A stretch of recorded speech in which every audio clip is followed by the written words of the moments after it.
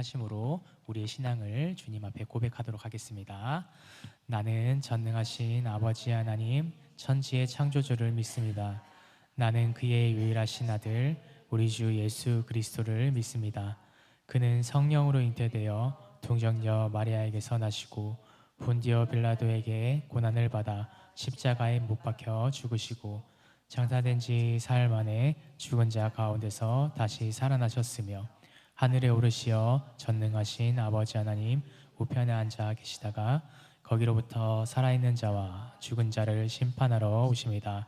나는 성령을 믿으며 거룩한 공교회와 성도의 교제와 죄를 용서받는 것과 몸의 부활과 영생을 믿습니다. 아멘. 할렐루야. 네, 이 시간도 주님을 찬양하고 주님을 예배하기 너무나도 좋은 시간입니다. 그래서 우리가 함께 찬양하고 예배 드릴 텐데 먼저 서로 이렇게 인사하는 마음으로 시작하였으면 좋겠습니다. 주님이 당신과 함께 하십니다. 인사하겠습니다. 주님이 당신과 함께 하십니다. 네, 우리 한 번 더 인사할 텐데요. 주님이 당신을 사랑하십니다. 이렇게 인사하겠습니다. 네, 주님이 당신을 사랑하십니다. 네, 주님께서 우리를 너무나도 사랑하셔서 우리와 함께 하시고 이 시간 말씀으로 우리에게 은혜 주시는 줄 믿습니다. 그래서 우리가 그 은혜와 사랑을 기억하면서 우리도 주님 앞에 우리의 사랑을 고백할 수 있는 우리 성도님들 되시길 간절히 소망합니다.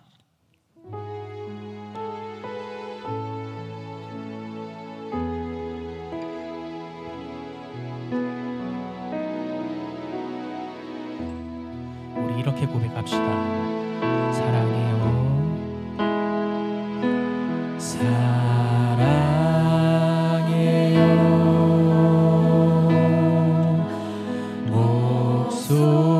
목소리 높여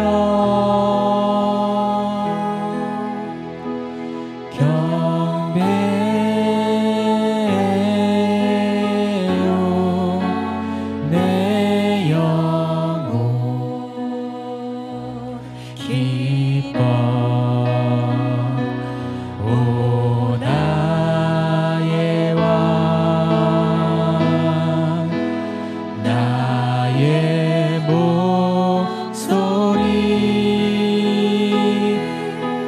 주님 뒤에 곱게 곱게 울리기. 우리 한 번 더 고백합시다. 사랑해요. 사랑해요.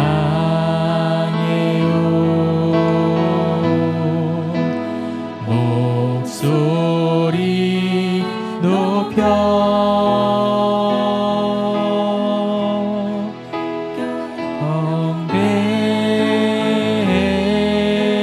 경배해요. 내 영혼 기뻐. 오 나의 왕 나의 목소리 주님 귀에 곱게 곱게 울리기. 우리 시간 우리의 마음을 고백하기 원합니다. 사랑합니다 주님. 사랑해요.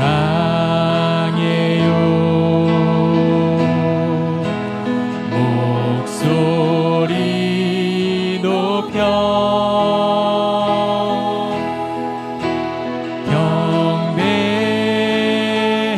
경배해요. 내 영혼 기뻐. 오 나의 왕 나의 목소리 주님 귀에 곱게 곱게 울리기. 주님 귀에 곱게 곱게 주님 귀에 곱게 곱게 울리기. 예수 가장 귀한 그 이름 예수 가장 귀한 그 이름 예수 언제나 기도 들으사 오 예수 나의 손 잡아주시는 가장 귀한 그 이름 예수 찬양하기 원하네 예수 찬양하기 원하네 예수 처음과 나중 되시는 오 예수 날 위해 고통당하신 가장 귀한 그 이름 예수 왕의 왕이 예수 왕의 왕이 되신 주 예수 당신의 끝없는 사랑 오 예수 목소리 높여 찬양해 가장 귀한 그 이름 예수 왕의 왕이 되신 주 예수 왕의 왕이 되신 주 예수 당신의 끝없는 사랑 오 예수 목소리 높여 찬양해 가장 귀한 그 이름 아멘. 주님은 언제나 찬양받기에 합당하신 분인 줄 믿습니다. 아멘. 그런 이유는요 언제나 우리 삶 가운데 함께 하시고 우리의 모든 필요하시고 우리를 가장 좋은 길과 가장 바른 길로 인도하시는 선한 목자이시기 때문인 줄 믿습니다. 우리 시간 그런 주님을 함께 다시 한번 찬양하기 원합니다.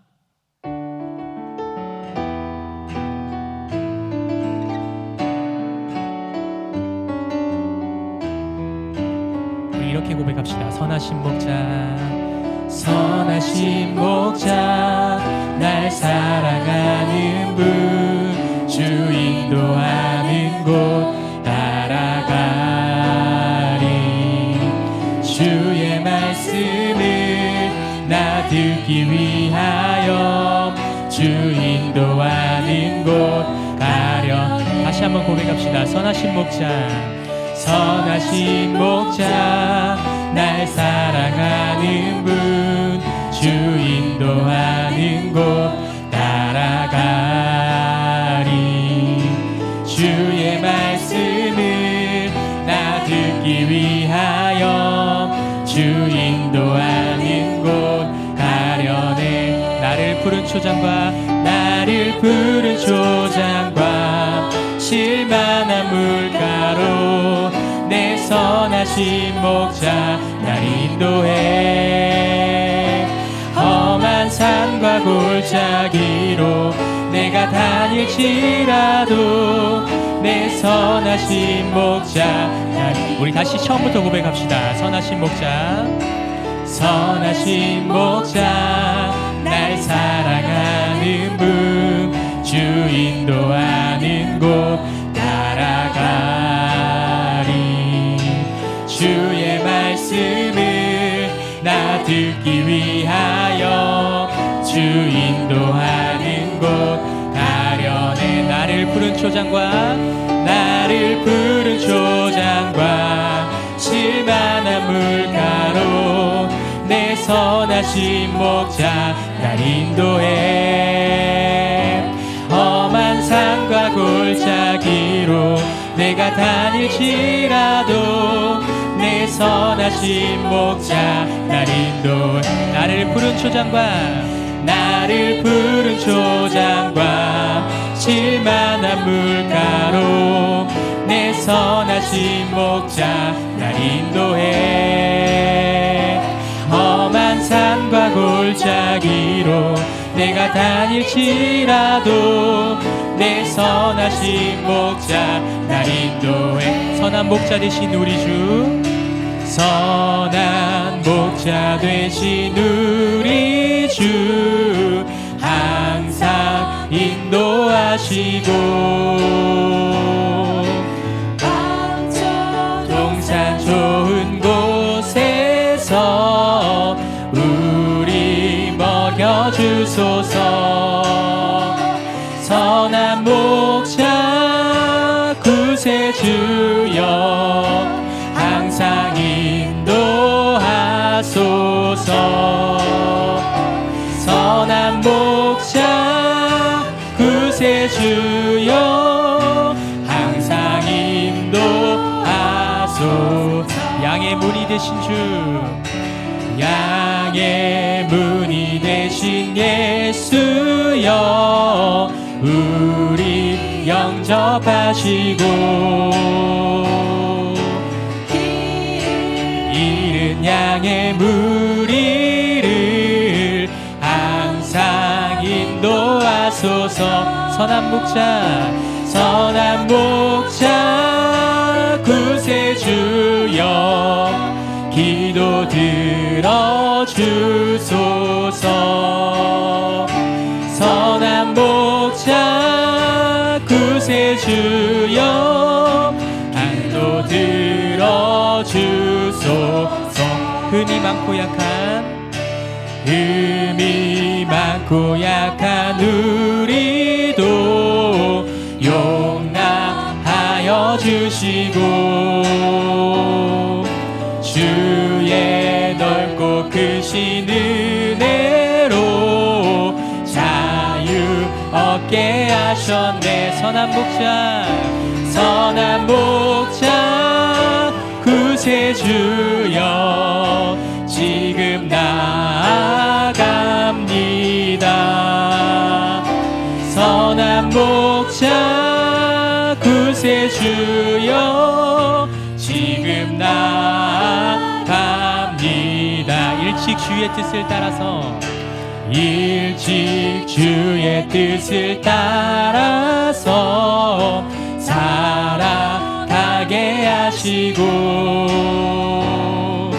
주의 크신 사랑 베푸사 주를 쫓게 하소서. 선한 목자, 선한 목자 구세주여 항상 인도하소서.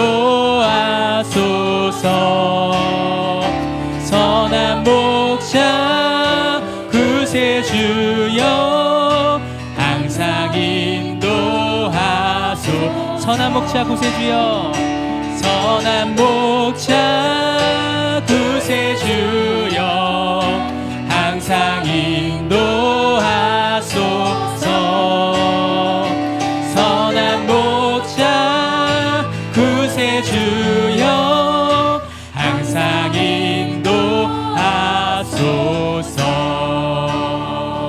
아멘. 주님의 인도하심이 언제나 우리를 채워주신 줄 믿습니까? 그 은혜 감사함으로 우리가 주님 앞에 기쁨으로 영광의 박수 올려드립시다. 아멘.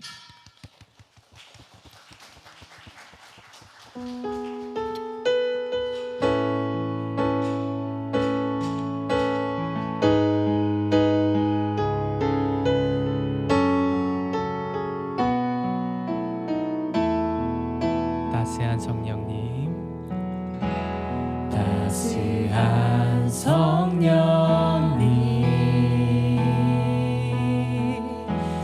마음으로 오네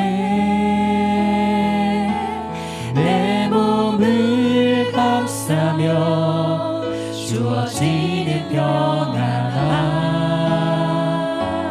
만족함을 느끼네. 사랑과 진리에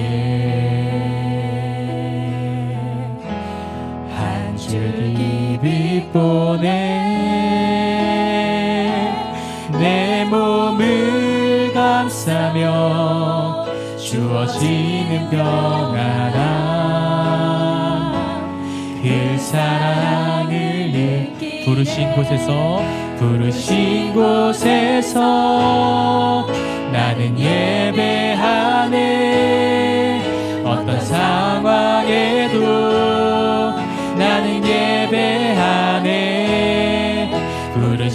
곳에서 나는 예배하네. 어떤 상황에도 나는 예배. 부르신 곳에서 나는 예배하네. 어떤 상황에도 나는 예배하네. 부르신 곳에서 나는 예배하네. 어떤 상황에도 나는 예배하네. 내가 걸어갈 때 길이 되고, 내가 걸어갈 때 길이 되고, 살아갈 때 삶이 되는 그곳에서 예배하네. 내가 걸어갈 때 길이 되고, 살아갈 때 삶이 되는 그곳에서 예배하네. 내가 걸어갈 때 길이 되고, 내가 걸어갈 때 길이 되고, 살아갈 때 삶이 되는 그곳에서 예배하네. 내가 걸어갈 때 길이 되고, 살아갈 때 삶이 되는 그곳에서 예배하네. 부르신 곳에서 나는 예배하네. 어떤 상황에도 나는 예배하네.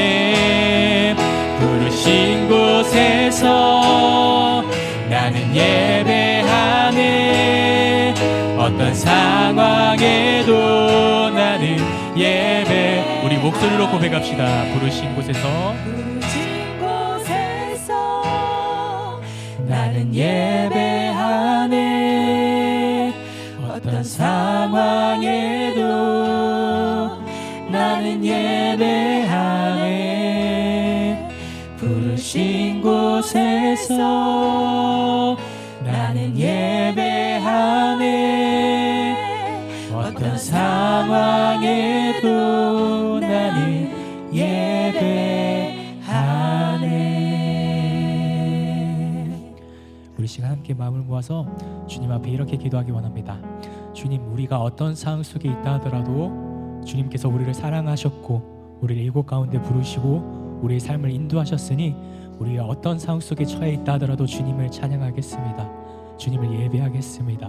주님의 말씀에 귀 기울이며 그 말씀으로 살아가기를 결단하겠습니다. 우리 그런 마음으로 주님 앞에 기도하고 나아갈 때 주님께서 우리 삶 가운데 크신 은혜 부어주신 줄 믿습니다. 그래서 오늘 그 말씀 나에게 허락해달라고, 우리 시간 주님 앞에 귀한 말씀 허락해달라고 우리가 마음을 모아서 주님 앞에 기도하며 나가기 원합니다. 함께 기도하겠습니다. 사랑하는 주님 감사합니다. 하나님 아버지,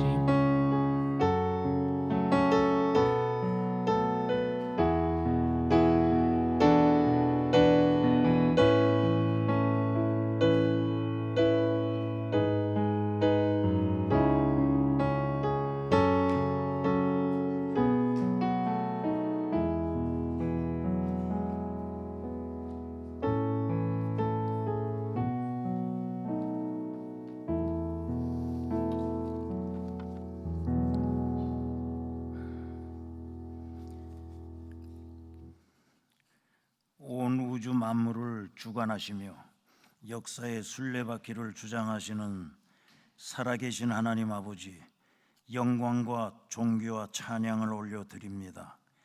오늘도 3일 기도회로 모이게 하여 주심을 감사드리오며, 지난 3일 동안도 세상에 살면서 주님을 기쁘시게 하지 못하고 저희들의 육신을 위하여 이기적인 욕망과 많은 죄악에서 살아왔나이다.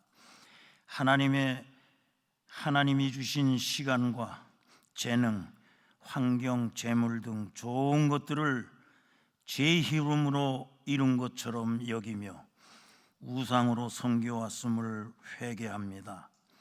이런 것들에 희락과 쾌락과 평안이 있다고 여기며 의지했음을 용서하여 주시옵소서. 죄와 우상의 노예에서 벗어나 온전히 하나님의 소유물로 살아가게 하시옵소서. 하나님 아버지께서는 무엇을 먹을까, 무엇을 입을까 걱정하지 말라고 하셨지만 저희들은 육체의 이익을 구하며 물질에만 집착하였나이다. 물질의 유익을 취하기보다 말씀의 유익을 취하게 하시고 땅의 것을 생각하기보다 하늘의 영원한 것을 먼저 깨닫는 지혜를 주시옵소서. 그러기 위해서는 기도의 자리로 나아가 이 어려움을 극복하게 하여 주시옵소서. 새벽 제단에 성령의 불을 붙여 주시옵소서. 새벽을 깨워 주시옵소서. 몸된 교회를 위하여 기도드립니다. 미래 세대인 주일학교가 말씀 안에 잘 양육되어 은송 공동체를 짊어지고 나아갈 든든한 밑거름이 되게 하여 주시옵소서. 당회 위에 하나님 아버지께서 함께하여 주셔서 목회 계획대로 잘 진행되게 하여 주시오며 어린 양떼들을 잘 돌보아 주셔서 풍성한 열매가 맺힐 수 있도록 인도하여 주시옵소서.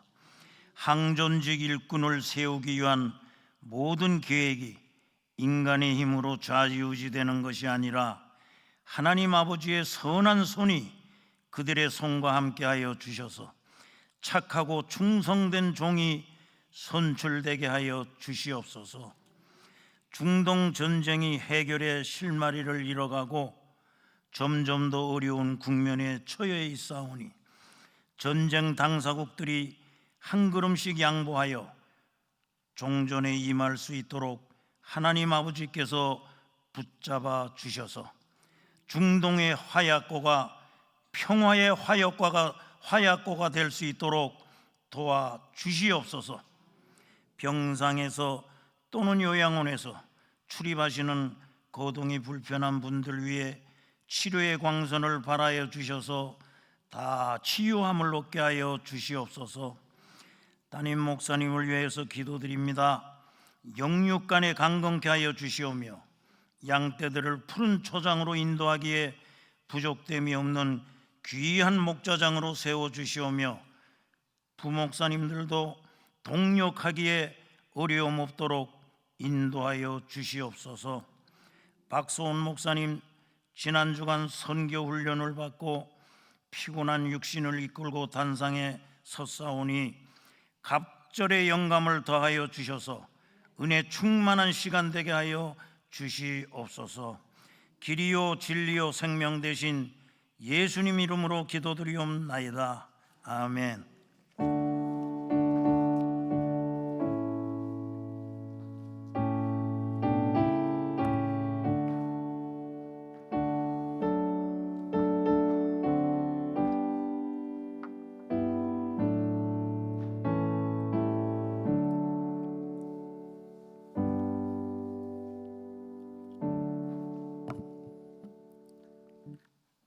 오늘 우리에게 주신 하나님의 말씀은 열왕기상 19장 1절에서 18절 말씀입니다. 열왕기상 19장 1절에서 18절 말씀입니다.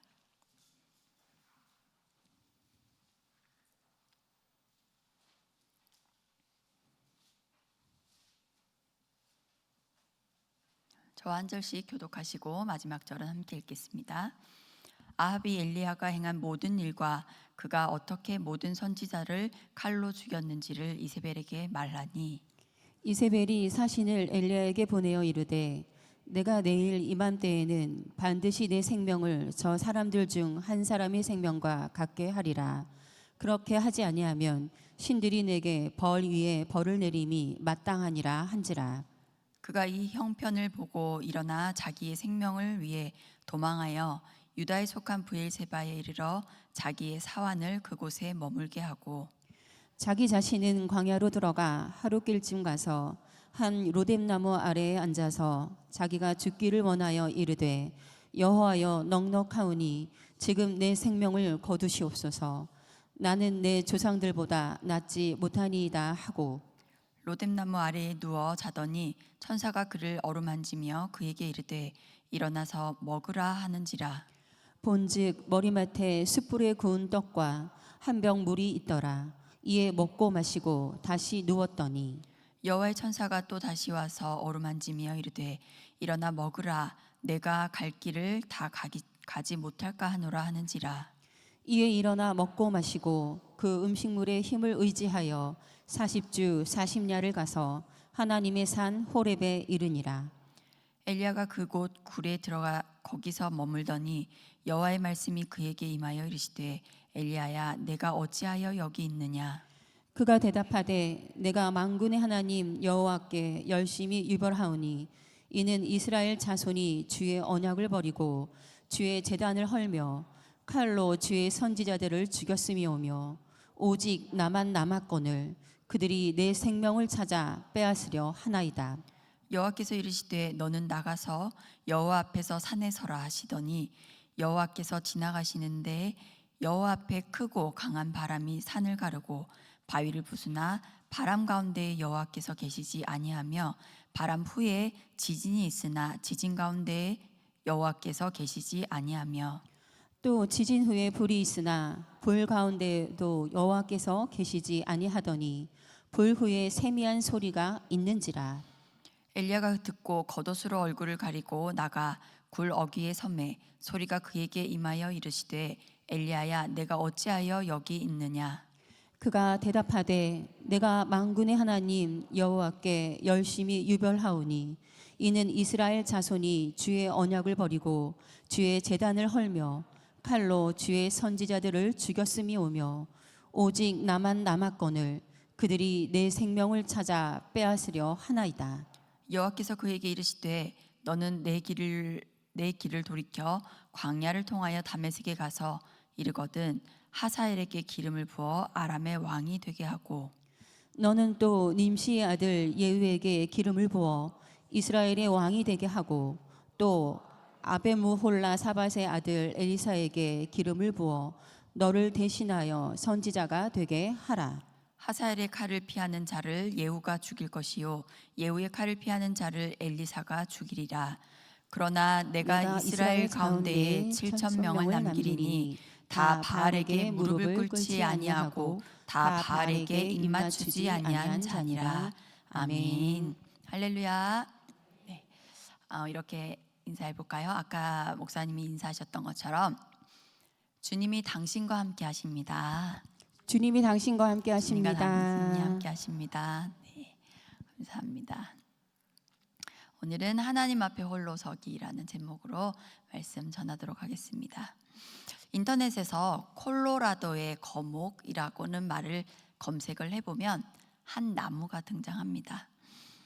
한 나무에 대한 이야기가 나옵니다. 사진은 찾기가 어렵더라고요.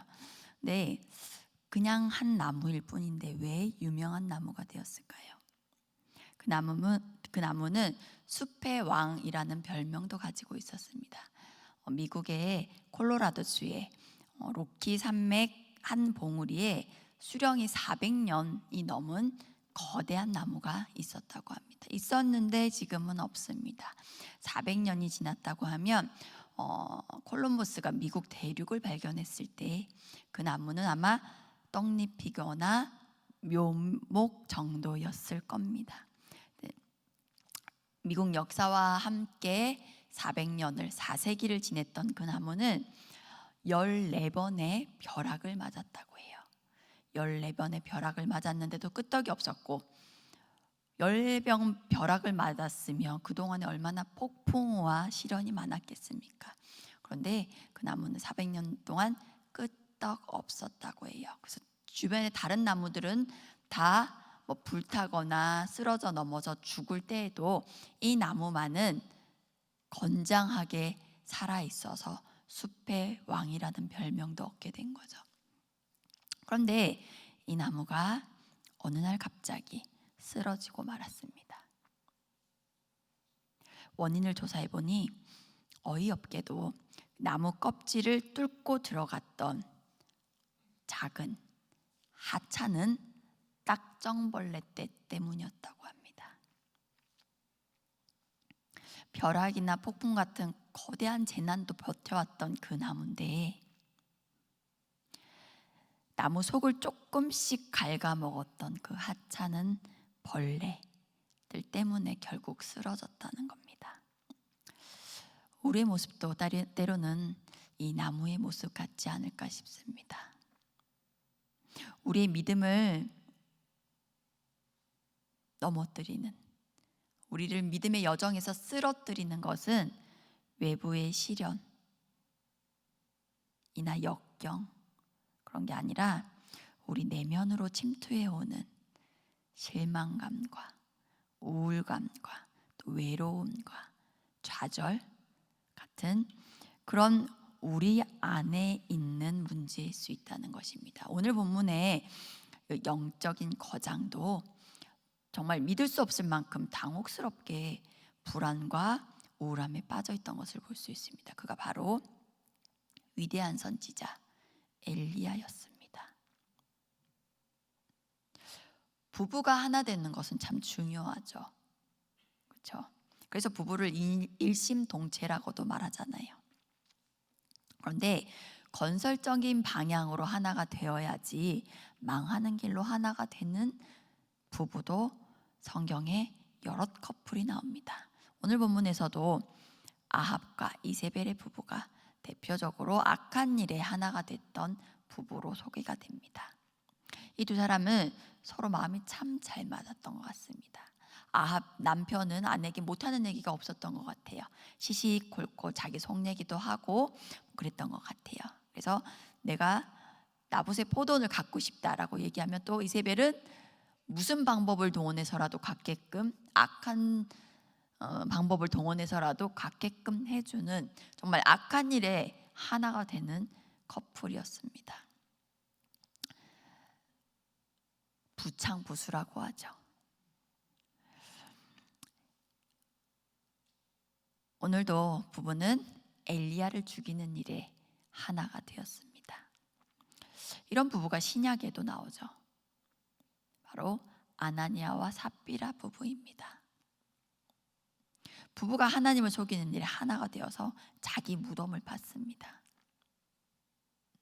같은 마음으로 하나가 된다는 것도 참 복이지만 때로는 마음이 하나 되지 못하는 것도 또 좋은 하나님의 메시지가 될 수 있다는 사실입니다. 둘 중에 하나라도 멀쩡했다면, 둘 중에 하나라도 하나님 앞에서 사는 사람이었다면 이런 악한 결정, 망하는 결정을 하지 않았을 것이기 때문입니다. 그런 예가 사무엘상 25장에 나옵니다. 나발과 아비가일의 이야기입니다. 나발은 미련한 사람이었어요. 이름부터가 미련한 사람이라는 뜻이었어요. 나발은 참 미련한 사람이었습니다.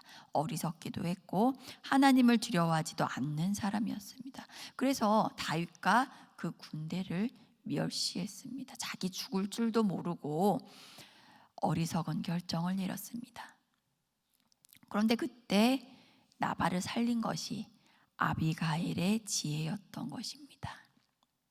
나발은 비록 미련한 남자였지만 아내 복은 있었던 사람인 것 같습니다. 물론 결국에는 나발이 죽게 됐지만, 하나님의 징계를 받아서 죽게 되었지만 하나님을 경외하는 현숙한 아내를 맞이했던 것은 사실입니다. 현숙한 여인이라고 했는데요, 성경에서는 하나님이 정해주신 좋은 여인상이 있었습니다. 잠언 31장에서 현숙한 여인에 대해서 설명이 나오는데요, 이런저런 예를 들면서 말씀하시는데 결론을 한 문장으로 요약하고 있습니다. 우리 잠언 31장 30절을 함께 읽겠습니다. 시작. 것도 거짓되고 아름다운 것도 헛되나 오직 여호와를 경외하는 여자는 칭찬을 받을 것이라. 아멘. 성경에서 말하는 현숙한 여인은 하나님을 경외하는 여인이었습니다. 하나님을 경외한다는 것은 지난 주일 말씀을 통해서 들으신 바가 있어서 생략하겠습니다. 하나님을 두려워하는 것, 너무 무서워하는 것에서 그치는 것이 아니라 하나님을 경외한다는 것이 무슨 뜻인지 목사님께서 설명을 해주셨습니다. 그 현숙한 여인은 하나님을 경외하는 여인인데, 근데 세상이 그려놓은 이상적인 여자라는 것 요즘 어떻습니까? 미디어에서 그려놓은 이상적인 여인, 이상적인 여자, 드라마에 나오는, 예능에 나오는 멋진 여자라고 한다면 하나님을 경외하는 여인은 아니죠. 그 속은 그럴지도 모르지만 하여튼 그 미디어에서 그리는 멋진 여자는 키 크고 날씬하고 예쁘고 또 자기 일도 잘하고 능력 있고 큰 집에 살면서 좋은 차, 외제차 몰고 다니면서 쇼핑하고 그러면서 자기 일 다 잘하고 뭐 외국어도 하고 이런 여자들을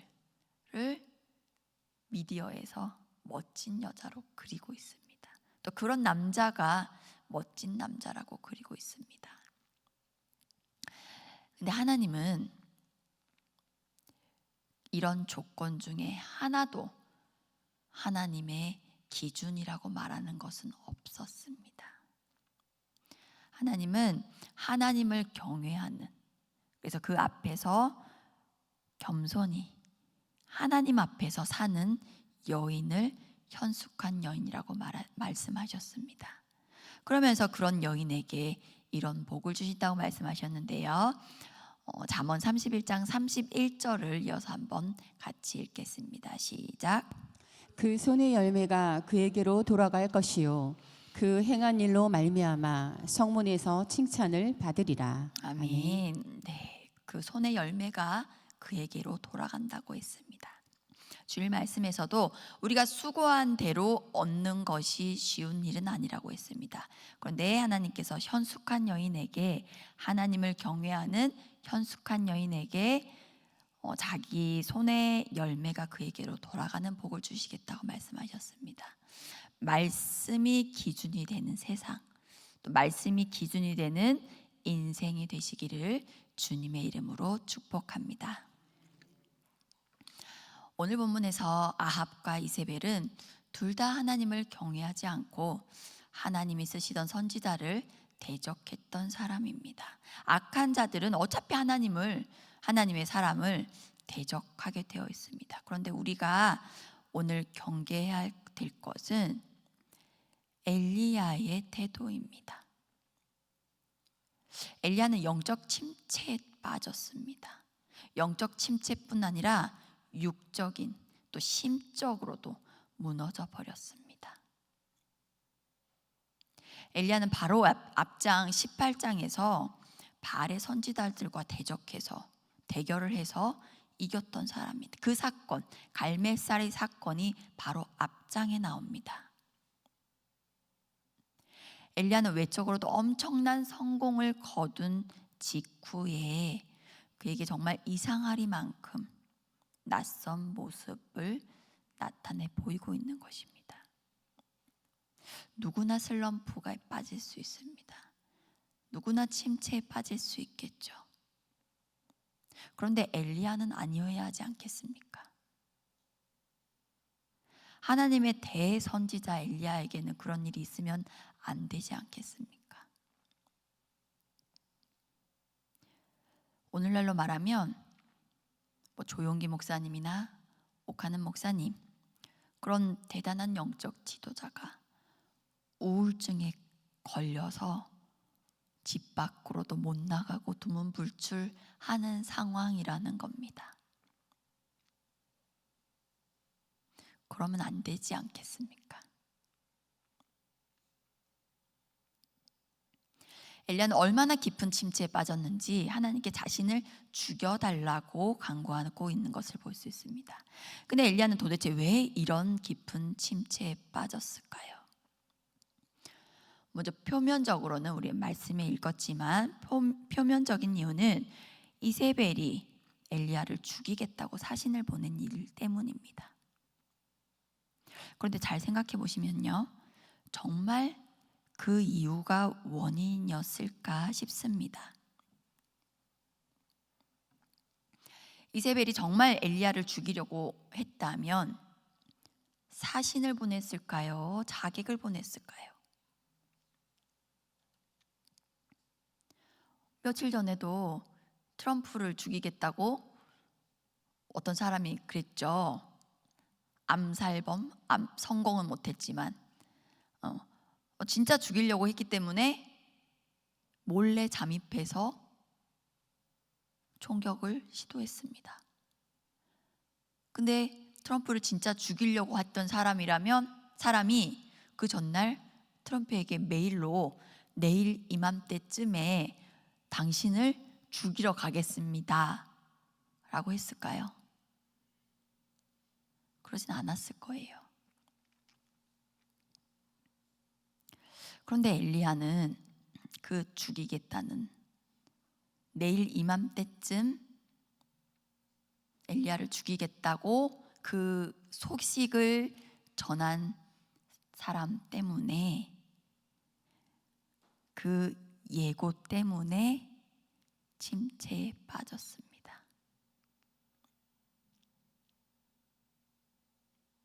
사단의 목적은 언제나 우리를 넘어뜨리는 것입니다. 팩트와 상관없이 우리가 무너지기만 하면 되는 것입니다. 그래서 겁을 주는 거예요. 일어나지도 않을 일로 우리 내면에 속삭이는 거예요. 도망가. 너는 이 문제를 해결할 수 없을 거야. 그러니까 포기해. 도망가. 일어나지도 않을 일로 계속해서 속이고 시험하는 겁니다. 엘리야도 넘어졌습니다. 마음이 무너졌습니다. 얼마나 두려웠는지 브엘세바까지 도망갔다고 했습니다. 브엘세바라고 하면 지금 엘리야는 북이스라엘의 선지자입니다. 브엘세바는 남유다 최남단에 있는 지역이었습니다.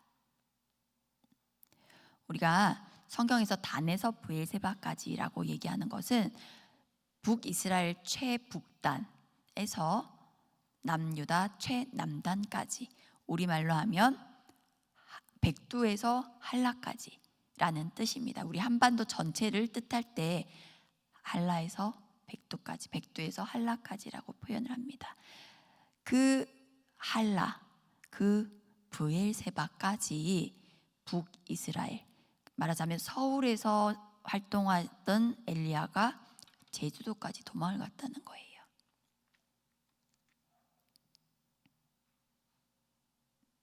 그런데 그 두려움은 실체도 없는 사탄의 공격이었다는 겁니다. 엘리야는 거기서 뭐라고 했습니까? 로뎀나무 아래서 자신을 죽여달라고 하나님께 간구했습니다.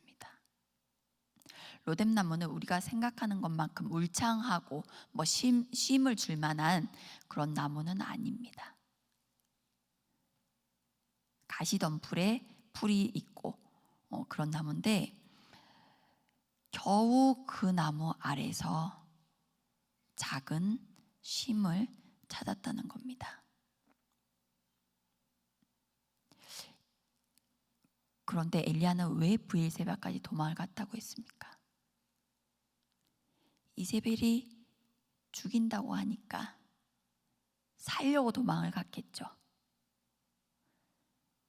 그런데 거기서는 또 하나님께 죽여달라는 거예요. 정말 죽고 싶어서 죽여달라는 것이 아니라는 얘기입니다. 엘리야는 살고 싶어서 도망쳤습니다. 엘리야는 실체도 없는 두려움 때문에 이렇게 깊은, 자기가 자기를 죽여달라고 말하기까지 깊은 절망과 영적 침체에 빠지게 된 것입니다. 많은 그리스도인들이 이렇게 두려움의 실체도 모른 채 두려워합니다. 왜 두려운지, 무엇이 두려운 건지도 모르게 마음에 찾아오는 우울함과 두려움을 그냥 받아들이는 겁니다. 엘리야는 앞장에서 갈멜산 대첩에서 큰 승리를 거둔 선지자였습니다. 개선장로가 같았어야 될 선지자입니다. 그런데 어떻게 할지도 모른 채 불안과 두려움에 사로잡힌 겁니다. 무엇이 그를 그렇게 불안하게 했는지 모른다는 것이 불안의 본질입니다. 정체를 파악하기 힘들다는 것입니다. 머리로는 알죠. 하나님께서 나와 함께 하시고 또 하나님이 나의 구원자 피난처 되시고 나의 힘이 되시고 바로 앞장에서 갈멜살 사건에서 그렇게 강한 힘을 보여주신 하나님이라는 것을 머리로는 압니다. 근데 내 마음은 안 그런 거예요.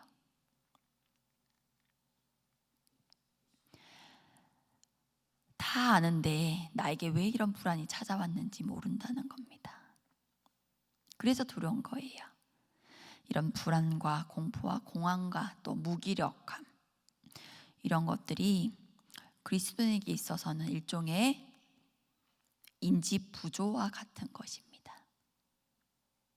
내가 아는 것, 머리로 생각하는 것과 현실 사이의 그 괴리가 너무 큰 겁니다. 그래서 혼란스러운 거예요.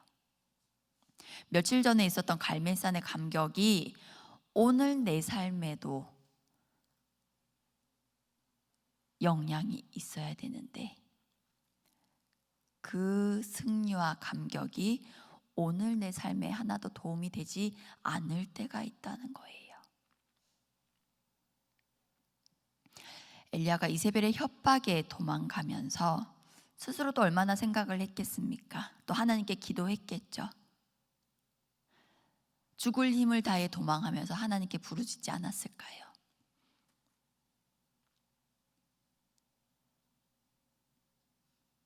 하나님, 왜 내가 이렇게 두렵습니까?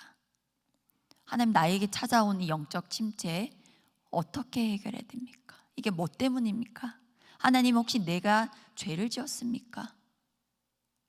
하나님의 관계 가운데 내가 잘못한 게 있습니까? 문제가 있습니까? 하나님께 계속해서 물어봤겠죠. 며칠 길이 걸리는 동안에. 그런데 성경에서 엘리야가 뭘 잘못했다, 하나님께 큰 죄를 지었다 하는 흔적은 찾을 수가 없었습니다. 오히려 엘리야는 하나님의 말씀에 순종해서 하나님의 말씀을 충실히 대언했고 하나님의 사역을 열심히 해왔던 선지자였습니다. 그런데 왜 이런 일이 생겼을까요?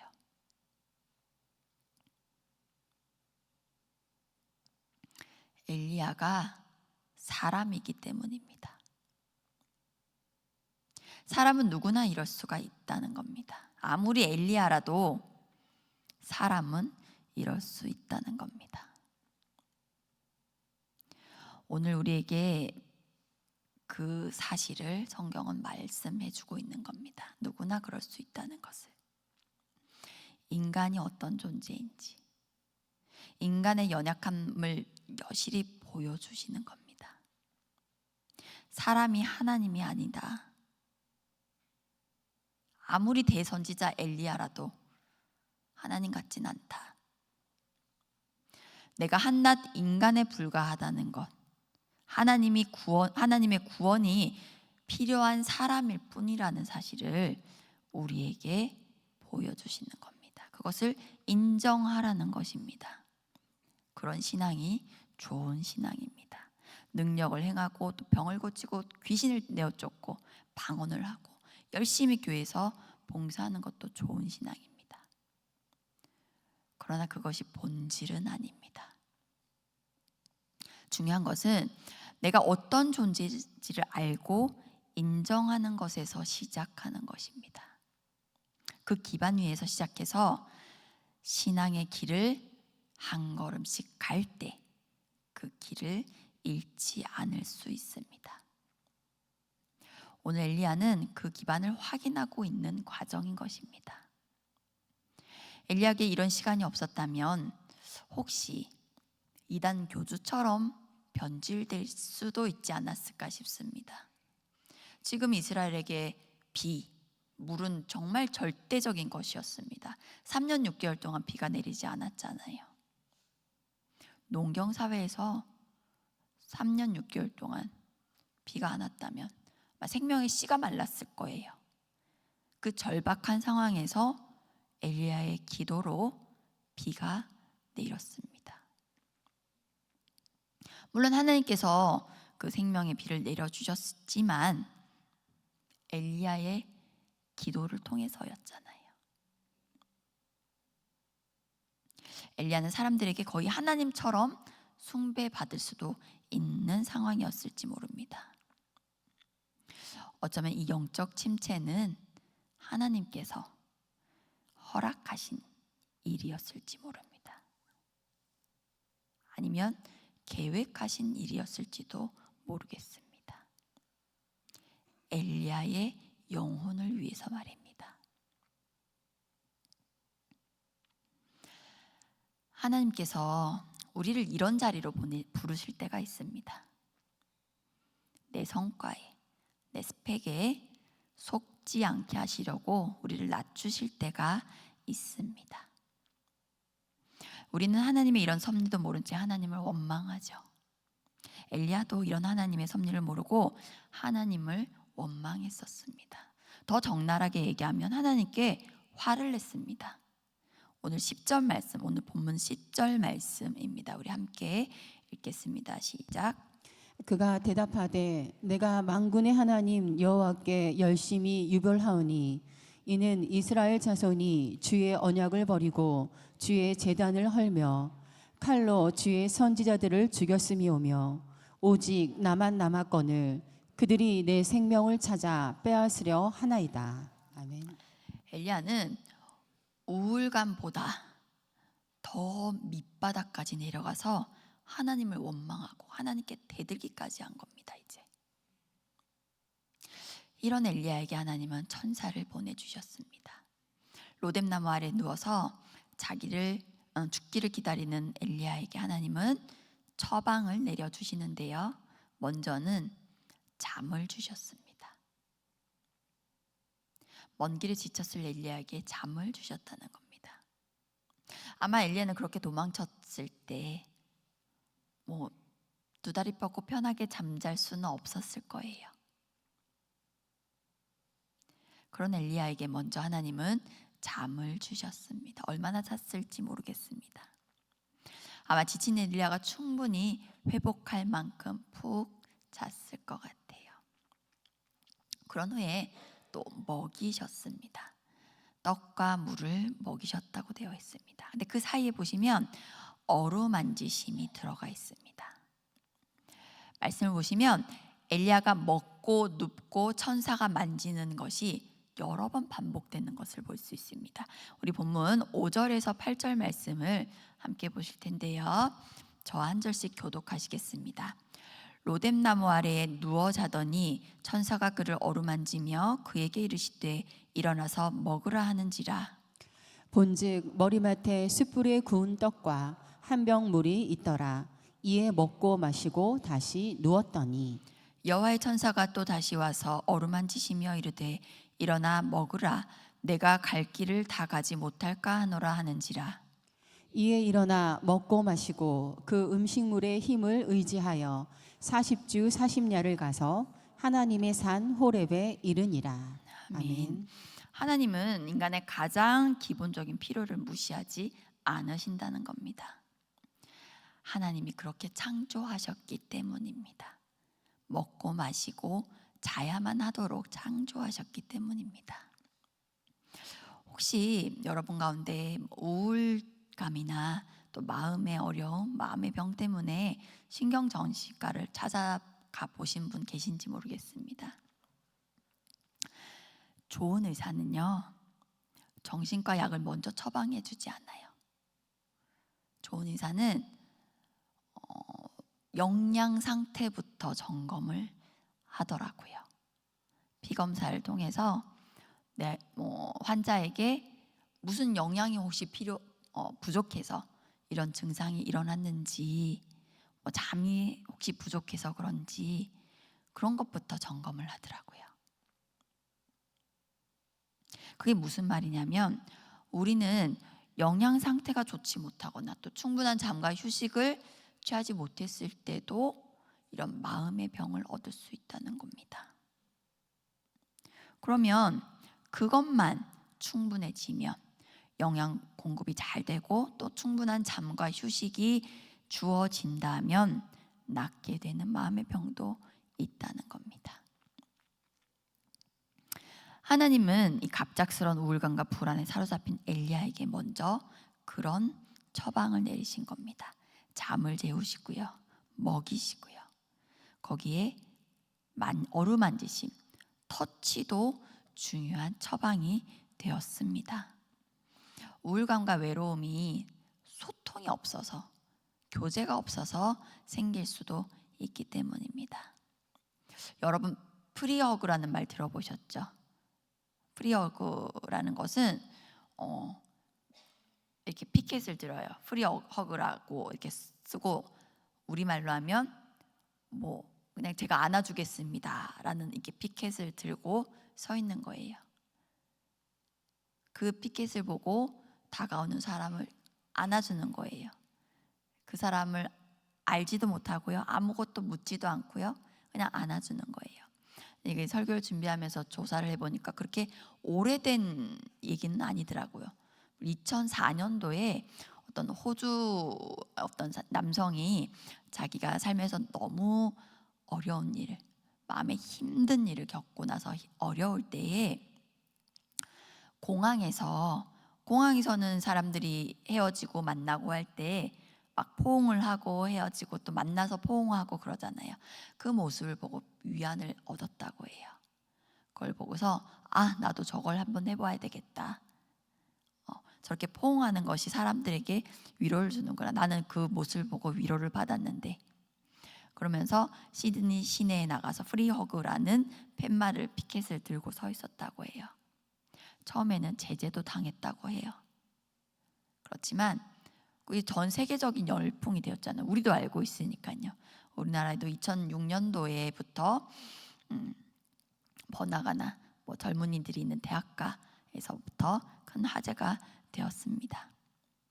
우리나라 문화에서는 포옹이 조금 익숙하지가 않죠. 그렇지만 터치 자체는 참 중요합니다. 우리 문화에서 포옹이 쉽지는 않기 때문에 우리는 뭐 손을 잡거나 등을 도닥여 준다거나 그렇게 터치를 할 수가 있겠죠. 여러분, 우리 성도들 간에 이렇게 만져주고 어루만져주고 손잡아주고 하는 것들이 뭐 대개의 경우 불쾌하진 않으시죠? 네, 그런 경우는 별로 없을 겁니다. 그 성추행의 기준이 그렇다고 해요. 성추행의 기준이 너무 모호하고 애매해서 본인이 불쾌하면 성추행이래요. 내가 느꼈을 때 성적 수치감을 느꼈다면 성추행이래요. 근데 뭐 우리는 이성 간에는 좀 조심해야 되겠지만 우리 성도들끼리 얼마든지 연약한 분들, 힘든 일을 당한 분들 우리가 아시는 대로 도닥여 주시고 손잡아 주시고 하시는 게 오늘 말씀을 근거로도 참 힘이 될 것 같습니다. 엘리야는 천사의 어루만짐을 통해서도 치유함을 받았습니다. 그랬을 때 8절 말씀에 엘리야는 일어나 먹고 마시고 그 음식물의 힘을 의지해서 40주야를 가서 하나님의 산에 올랐다고 얘기합니다. 뭐 무슨 영적인 위로나 하나님의 음성의 위로를 얻어서가 아니라 조금 실망스럽게도 음식물의 힘을 얻어서라고 얘기하고 있습니다. 그만큼 기본적인 필요가 충족되어야 한다는 거예요. 사람에게 먹고 자고 쉬는 것은 중요하다는 얘기예요. 그래서 사람인 겁니다. 엘리야는 또 한 번 자신의 한계와 하나님에 대한 필요성을 깨달았을 겁니다. 그런 후에 하나님의 산에 가서 하나님을 만났는데요. 그래서 우리 주변에도 하나님께 나아올 수 없을 만큼 힘든 상황에 놓인 성도들이나 이웃들을 만날 수 있습니다. 하나님께 나올 수 없을 만큼 힘들다라는 말 이해가 되시죠? 근데 그런 분들에게 우리는 쉽게 그렇게 얘기해요. 예배해야 된다. 교회에 나와야 산다. 뭐 기도의 자리에 나와야지 회복된다. 그렇게 얘기를 하죠. 맞는 말이에요. 맞는 말이지만 그렇게 하시기 전에 혹시 밥은 잘 먹고 다니는지, 잠은 잘 자는지, 혹시 내 말보다 한번 안아주고 한번 손잡아주는 것이 필요한 상황은 아닌지, 무조건 교회 나와라, 무조건 예배에 와야 된다 하기 전에 그분의 필요가 혹시 너무나 기본적인 건 아닌지 한번 관심을 가지고 하나님께 또 영적인 지혜를 달라고, 내가 어떻게 저분을 도울 수 있는지 하나님께 영적인 지혜를 또 구하는 여러분 되시길 바랍니다. 호렙에서 하나님은 엘리야를 만나 주셨는데요, 강한 바람 가운데 계시지 않았고 또 지진 가운데도 계시지 않았습니다. 또 강한 불 가운데도 하나님은 계시지 않았고 하나님은 세미한 소리 가운데 계셨습니다. 그 하나님은요, 그 바로 전에 갈멜산에서 강한 불로 임하셨던 하나님입니다. 그래서 혹시 엘리야는 그런 강한 이미지로 하나님을 기대했을지도 모릅니다. 그런데 하나님은 강한 바람이나 또 땅을 흔드는 지진이나 강한 불로 임하지 않으셨습니다. 세미한 소리로 다가와 주셨습니다. 그렇다고 하나님은 뭐 세미한 소리로 나타나시는 분이야라고 단정 짓는 얘기는 아닙니다.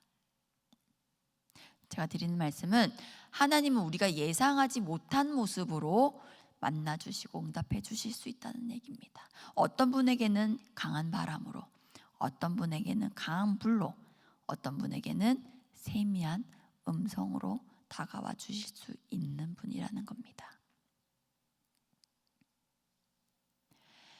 엘리야는 이세벨을 피해서 며칠 길을 도망쳐서 브엘세바까지 갔고요. 또 거기서 사환을 두고 혼자 광야길을 하룻길쯤 더 들어갔습니다. 그래서 고요 깊은 곳에서 하나님을 만났습니다. 그 하나님 앞에서 엘리야는 또 탄원했습니다. 이스라엘 백성들은 다 하나님을 배반했고요, 나만 남았는데요, 나만 하나님께 열심이라서 나만 남았습니다. 그런데 선지자들을 죽였던 그 칼로 이제 나를 죽이려고 하는데 하나님 어떻게 할까요? 라고 10절에서 말했던 얘기를 또 14절에서 한번 하나님께 다시 호소했습니다. 그런데 이세벨이 자신을 죽이려 했다는 것이 사실이 아니었듯이요, 자신만 남았다는 사실도 사실이 아니었습니다. 엘리야는 자신의 깊은 영적 침체 속에서 사실을 사실로 바로 아는 눈을 잃어버렸던 것입니다. 눈에 뭐가 씌었다고 하죠. 때로는 눈에 뵈는 게 없다고도 하죠. 객관성을 잃어버리는 거예요. 내 마음이 너무 힘들고 내 앞에 놓인 현실이 너무 두렵고 불안해서. 우린 누구나 엘리야와 같은 상황을 만날 수가 있습니다. 엘리야는 비록 자기 내면에 매몰되어서 객관성을 잃고 두려워했습니다.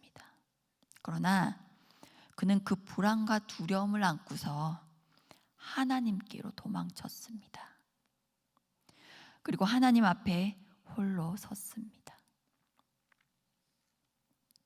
하나님 앞에 홀로 섰던 엘리야를 하나님은 만나 주셨고요, 만져 주셨고 회복시켜 주셨습니다. 그리고 사명을 주셨습니다. 하사엘과 예후에게 기름을 부어서 왕으로 삼으라고 했고, 또 엘리사에게 기름을 부어서 선지자로 세우라고 말씀하셨습니다. 도망쳐온 엘리야에게 사명을 주셨습니다. 그리고 엘리야가 잘못 알고 있었던 사실을 깨우쳐 주시는데요, 엘리야는 혼자가 아니라 바알에게 무릎 꿇지 않은 7,000명이 남아 있다는 사실입니다. 근데 사실은요, 엘리야는 바로 앞장 18장에서도 선지자 오바댜를 만났었던 사람입니다. 오바댜 자체도 선지자였지만 오바댜는 이세벨이 여호와의 선지자를 죽일 때에 100명의 선지자를 굴에 숨겨서 목숨을 구해줬던 사람입니다. 그러면 적어도 선지자가 101명은 남아있는 상황이라는 것을 엘리야는 알고 있었을 것입니다. 그런데 엘리야의 불안과 두려움은 엘리야의 정신을 지배했던 것입니다. 하나님은 그 지친 엘리야를 위로하시고 혼자가 아니다 격려해 주셨습니다. 그리고 무엇보다도 사명을 주심으로써 다시 일어서게 하셨습니다. 사랑하는 성도 여러분, 넘어질 수도 있고 도망치고 싶을 때도 있습니다. 그런데 도망치더라도 우리 주님께로 도망치시길 바랍니다. 우리 주님께로 도망치실 때 여러분에게 뭐가 필요한지 가장 잘 알고 계신 하나님께서 처방해 주실 것입니다. 위로가 필요한지, 격려가 필요한지, 아니면 따끔한 경고가 필요한지, 아니면 사명이 필요한지, 가장 잘 아시는 하나님께서 여러분에게 맞는 처방을 내려주실 것입니다. 오늘 이 시간 기억하실 것은 나도 넘어질 수 있다. 나도 내가 왜 이런지 모를 만큼 불안과 우울함에 빠질 수 있다. 나는 불완전한 사람이라는 사실을 인정하는 것입니다. 그리고 그럴 때 당황하지 말고 우리 주님께로 솔직한 심정을 가지고 나아오시라는 겁니다. 가장 안전한 대나무 숲이 우리 하나님밖에 없지 않습니까? 하나님께 토로하시길 바랍니다. 하나님 앞에 홀로 서서 하나님의 음성을 기다리실 때 하나님께서 여러분 한 사람 한 사람의 아픔과 형편과 그 마음을 아시고, 또 그래서 함께 아파하시고 공감하시면서 또 일어설 힘도 주실 것입니다. 그 하나님이 나와 함께 하심을 믿고 나는 비빌 언덕이 있다, 나는 기댈 때가 있다 생각하시고 늘 승리하시는 여러분 되시기를 주님의 이름으로 간절히 축원합니다. 기도하시겠습니다. 하나님 아버지 감사합니다. 하루를 살아도 주님의 영광을 위해 살기 원하는 우리가 모여서 하나님을 예배했습니다. 이곳에 함께 하시는 하나님, 우리의 예배를 받으실 줄 믿고 감사를 드립니다. 주님의 영광을 위해 섬기는 일들 속에서도 지칠 때가 있고 실망할 때가 있고 낙심하게 하는 일들이 있습니다. 우리의 연약함을 불쌍히 여겨주시고 함께 하시는 하나님을 늘 경험하는 삶 되게 하여 주시옵소서. 우리의 환경이 우리를 힘들게 하고 때론 내 사랑하는 가족이, 내 옆에 있는 동역자들이 나를 힘들게 할 때도 있습니다. 내 생각과 감정으로 처리하지 않게 하시고 하나님 앞에 문제를 들고 나와서 하나님의 손길을 경험하게 하여 주시옵소서. 언제나 옳고 선하신 하나님만 의지하며 모든 염려와 불안과 두려움을 내어 쫓게 하여 주시옵시고 내 삶에 닥친 어둠조차 선으로 바꾸실 하나님을 기대하게 하여 주옵소서. 우리 가운데 지쳐 쓰러져 있는 성도들이 있습니까? 다시금 사명을 일깨워 주셔서 일어서게 하시고 주님 주시는 힘으로 승리하게 하여 주옵소서. 성도들 가운데 육신의 연약함으로 마음까지 지친 성도들이 있습니다. 주님 찾아가 위로해 주시고 위로만 마시고 일으켜 주셔서 온전한 회복을 허락해 주옵소서. 영적 전쟁 가운데 지친 성도들이 있습니까? 영적 전장에서 주님 친히 대장 되셔서 대장 되신 주님께만 순종할 때 넉넉히 이기는 우리 성도들 다 되게 인도하여 주시옵소서. 감사드리며 예수님의 이름으로 기도합니다. 아멘. 다른 광고는 주보를 참조해 주시고요. 다음 주 어린이 주일로 3부 예배는 온 세대 예배로 드립니다. 주차장에 대한 안내를 받으셨을 텐데요. 주일날 교회 주차장은 전면 사용이 되지가 않습니다. 인근 율린 주차장을 사용해 주시고요.